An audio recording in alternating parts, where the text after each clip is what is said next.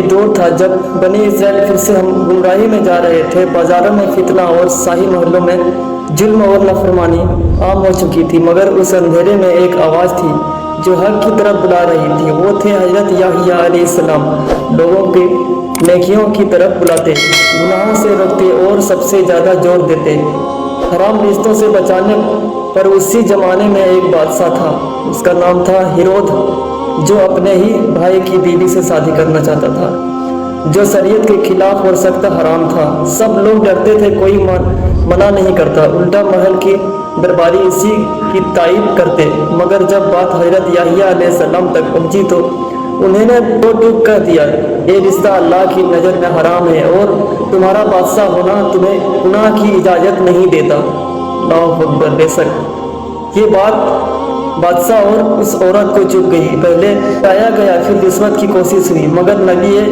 نبی نے حق سے ایک لفظ پیچھے نہیں ہٹایا، اور عورت نے قسم کھائی کہ وہ نبی کی آواز کو ہمیشہ کے لیے بند کر دے گی۔ ایک روز بادشاہ کے دربار میں جشن تھا۔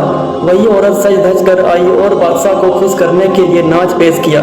جب بادشاہ خوش ہو گیا، اس نے کہا، مانگو کیا چاہیے؟ اس عورت نے کہا، مجھے یحییٰ کی گردن چاہیے۔ ایک تھال میں بادشاہ ہچکچایا، مگر نشے اور غرور میں اتنا ڈوب چکا تھا کہ انکار نہ کر سکا۔ حضرت یحییٰ علیہ السلام کو گرفتار کیا گیا۔ ان سے آخری بار پوچھا گیا، اگر تم چپ ہو جاؤ تو تمہاری جان بخشی جا سکتی ہے۔ اللہ اکبر! مگر انہوں نے جواب دیا، سچ کے بدلے اگر جان بھی چلے جائے تو قیمت بہت سستی ہے۔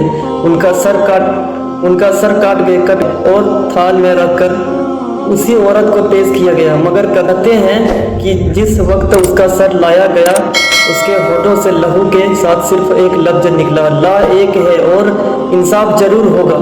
کچھ ہی وقت بعد اس عورت اور بادشاہ پر اللہ کا عذاب آیا۔ جشن کا محل اجڑا اور آوازوں کے پیچھے سناٹا رہ گیا۔ اللہ اکبر! بے شک! سبحان اللہ!